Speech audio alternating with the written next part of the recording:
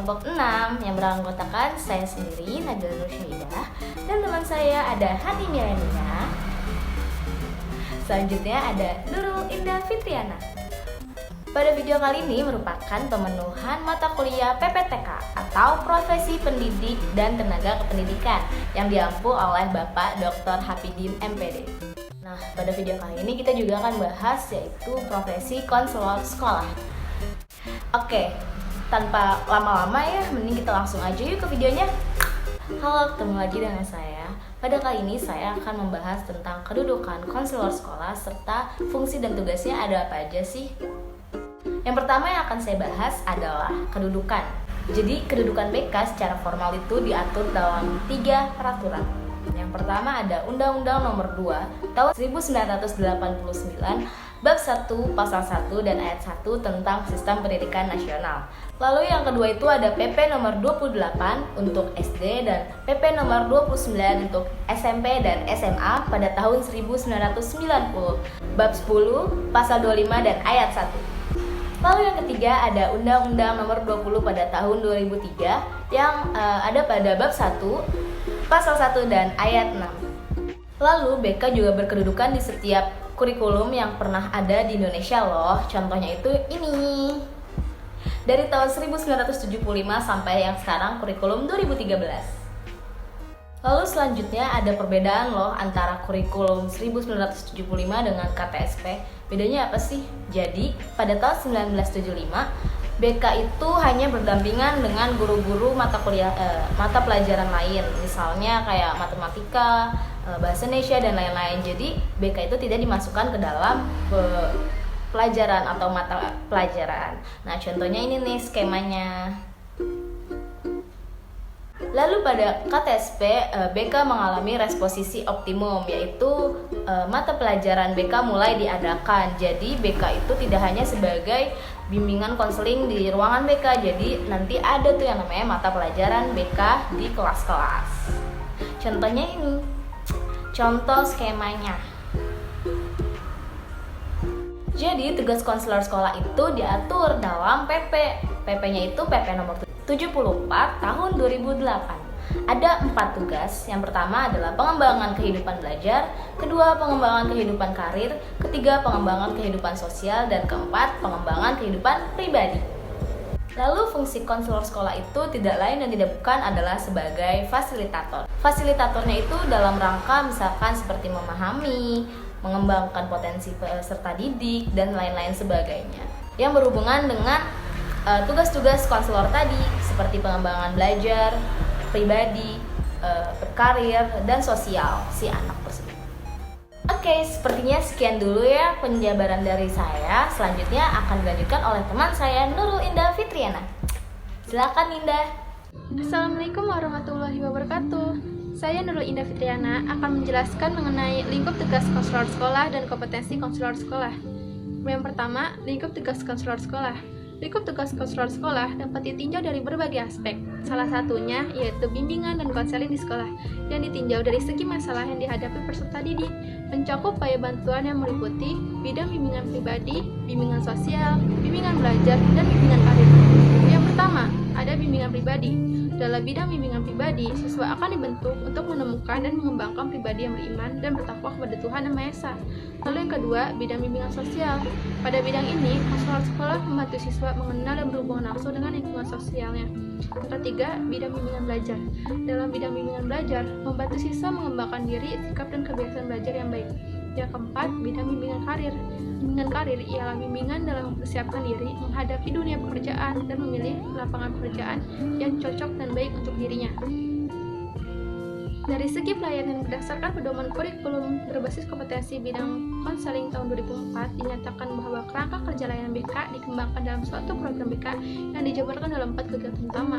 Pertama yaitu layanan dasar bimbingan, yang kedua layanan responsif, yang ketiga layanan perencanaan individual, yang terakhir dukungan sistem. Kompetensi konselor sekolah.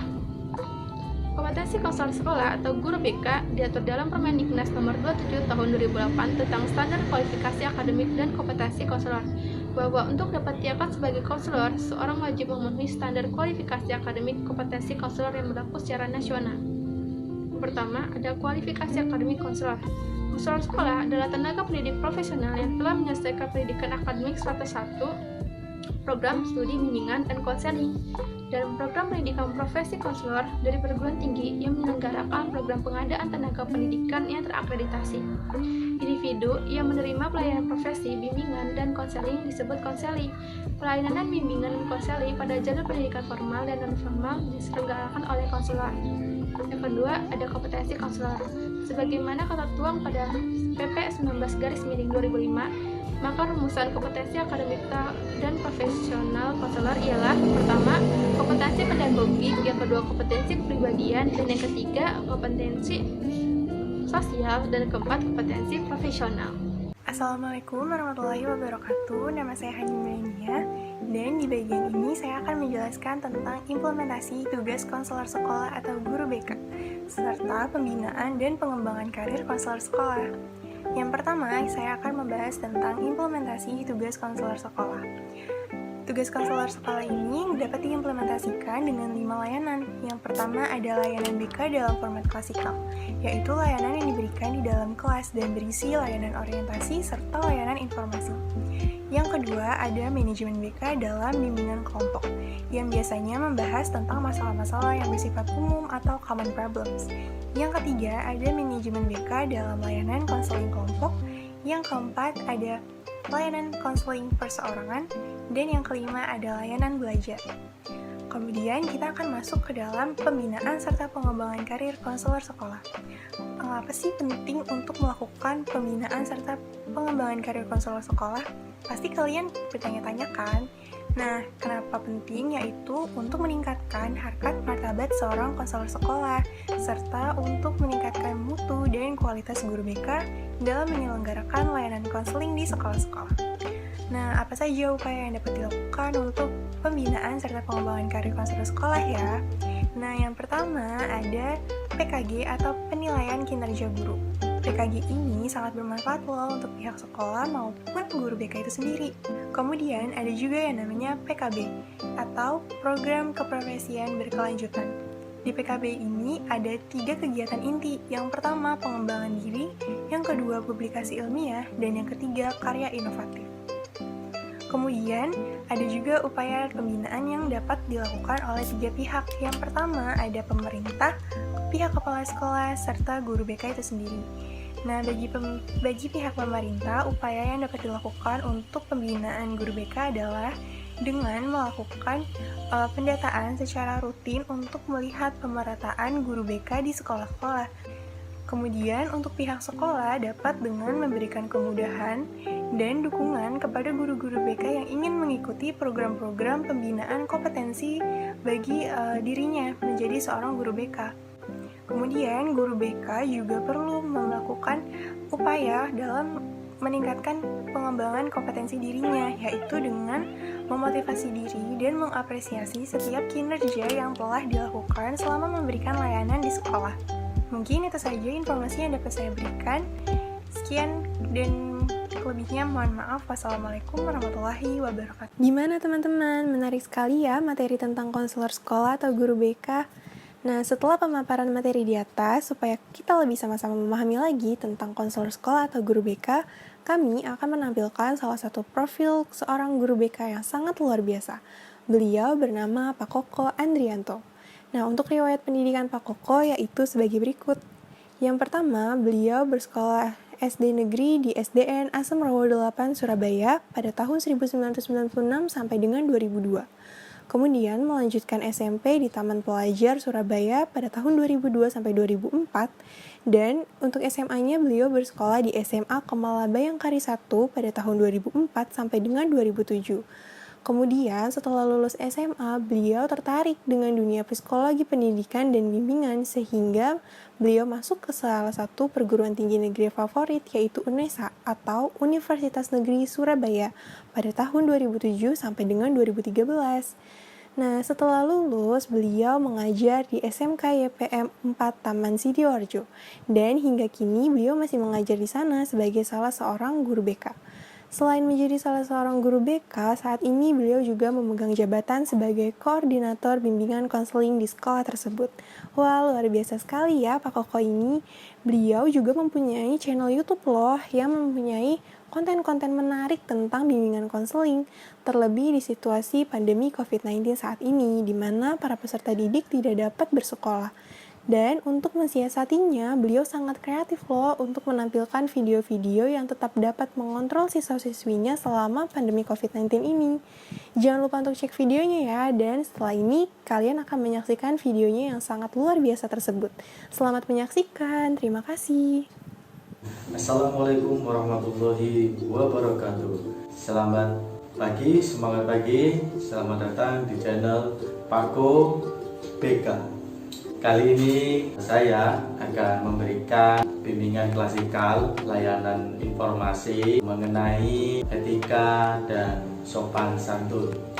Bimbingan klasikal dan layanan informasi ini sangat cocok sekali untuk siapapun yang masih sekolah terkait dengan permasalahan atau sebuah etika dan sopan santun. Nah, ini kami dari bimbingan konseling guru BK di SMK YP 4 Taman akan mencoba untuk memberikan informasi ini, di mana kami melihat bahwasanya etika dan sopan santun yang dimiliki oleh generasi muda, di mana generasi milenial atau generasi Z saat ini yang banyak sekali bergantung pada gadget ya, dunia maya. Nah, itu cenderung memiliki etika dan sopan santun yang kurang, sehingga kami mencoba untuk memberikan info ini yang juga sangat penting, karena etika dan sopan santun ini sangat dibutuhkan sekali di dalam lingkungan bermasyarakat, dimanapun itu, baik di sekolah, di rumah, atau di masyarakat. Kita mulai dari etika dulu ya. Apa etika itu? Nah, ada yang tahu etika itu apa? Nah, etika adalah bagaimana kita mengambil berhadapan dengan sebuah tanggung jawab. Ya, jadi etika ini bagaimana kita mengambil sikap yang mungkin yang bertanggung jawab apabila kita berhadapan dengan sebuah aturan. Itu adalah etika. Jadi saya ulangi ya, etika adalah bagaimana kita mengambil sebuah sikap yang bertanggung jawab ya apabila kita berhadapan dengan aturan. Nah, itu etika. Jadi seperti misalkan guru bersahabat dengan siswa, nah itu boleh ya. Dari segi komunikasi nanti siswa itu akan lebih terbuka. Jadi seperti saya guru BK, jadi saya bagaimana caranya untuk dekat dengan siswa. Jadi saya istilahnya gaya berbicara paling tidak sama dengan siswa, sehingga siswa tersebut nyaman. Tetapi ada batasan-batasan. Nah, ini yang perlu kita pahami bersama.